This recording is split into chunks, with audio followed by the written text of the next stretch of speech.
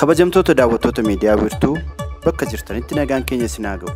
Amma oduuwwan gaggabaaboo isaa kanaaf qopheeffanneen isin nageessisa. Kan isinitti himu ani Odaa Bitaamuutii aga xumuraatti nu faana tura.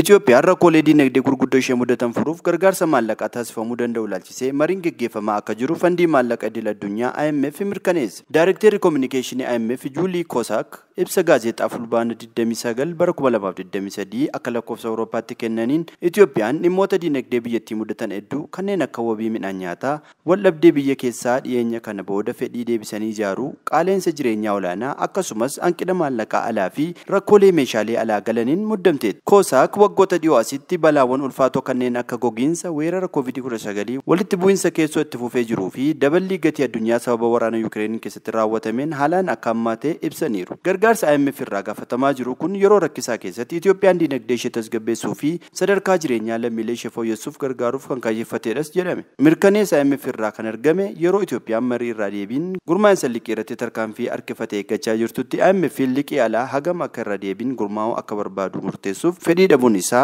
yeroo ammaa Itoophiyaan rakkina liqaa olaanaa ishee mudate ilaalcha keessa galchuun mariin imaammata dinagdee fi haaromsa sagantaa liqii haaraa IMF'n deeggaramuu danda'u xiinxalaa akka jirtu ibsiteetti. Gabaasi kan The Reporteriiti.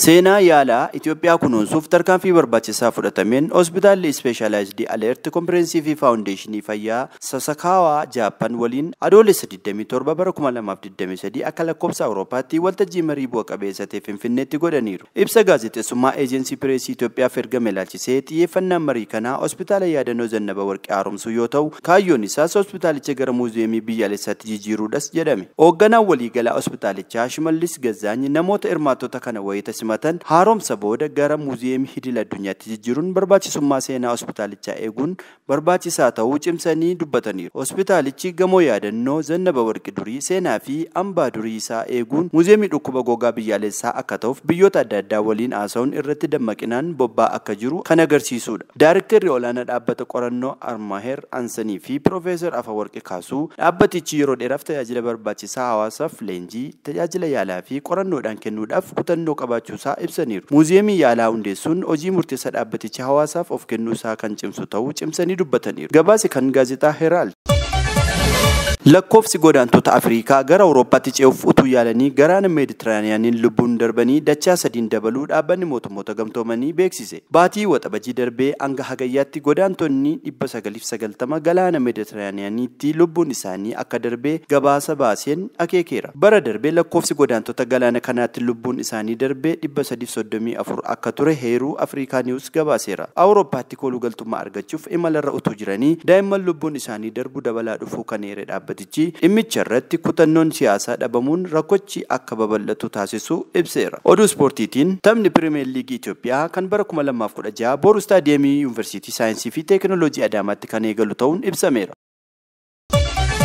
Taphni Pirimeer Liigii kunis sa'aatii 9 irratti tapha kilaba kubbaa miilaa magaalaa Adaamaa fi kilaba kubbaa miilaa Baankii Daldala Itoophiyaa gidduutti gaggeeffamuun kan eegalu ta'uun eerameera. Ittuma fufuun sa'a 12 irratti ammoo kilaba kubbaa miilaa Buna Sidaamaa fi Buna Itoophiyaa gidduutti taphni kan gaggeeffamu ta'uun sagantaa beerraa hubachuun danda'amee jira. Daawwattoota keenya oduun isaa kanaaf qabanne kana fakkaata. Qophiilee miidiyaa Wiirtuu afaan biroo waliin nagaan tura.